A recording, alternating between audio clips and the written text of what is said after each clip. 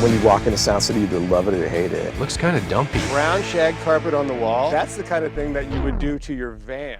It's a recording studio that closed last year, where Nirvana recorded 20 years ago. We did our album Nevermind there.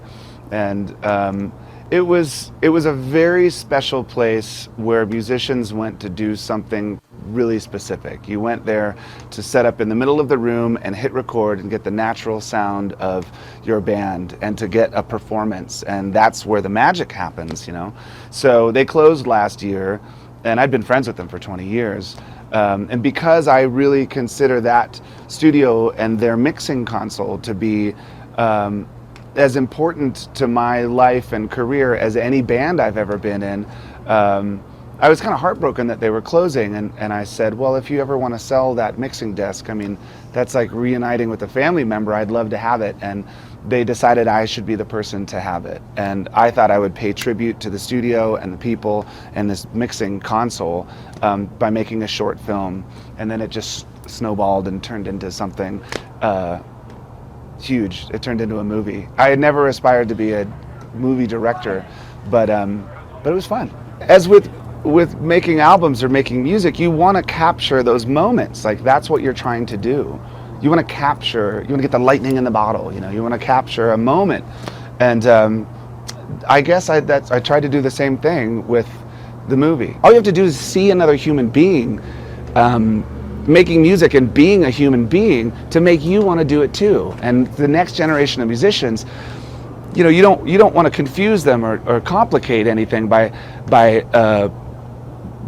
maybe leading them to believe that you have to go to school to study music, or you have to be a computer programmer to make music. You don't need to do that. You can go to a old guitar shop and buy the biggest piece of junk and write a beautiful song and be the biggest band in the world, you know. Those things can happen, and that was the intention of Sound City. Other studios started to shift. Everything's got to be digital. Now you can record audio into the computer. We decided to go on hiatus, which Pat Smear calls I Hate Us. So we're backing off a little bit and getting ready to write the next record. And it's funny, in the Sound City movie, the debate of analog versus digital and the conversation when it turns to technology. I think people think I'm Amish or something like that I would never use a computer. But my iPhone right now is filled with the next Foo Fighters record, because every time I come up with an idea, I hit record on this thing and just go bam.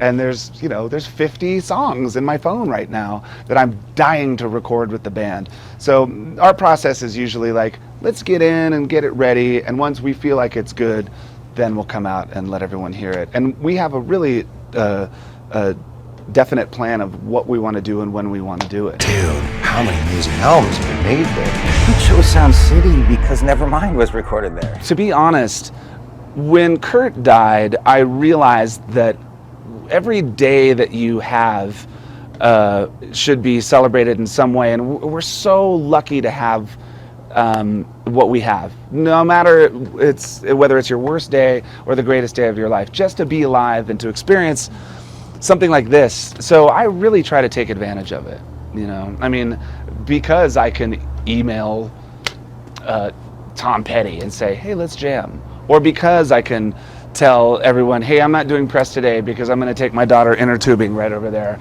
Like, why not? Like many things, there's no bookstore, there's no music store, and there's no Sound City.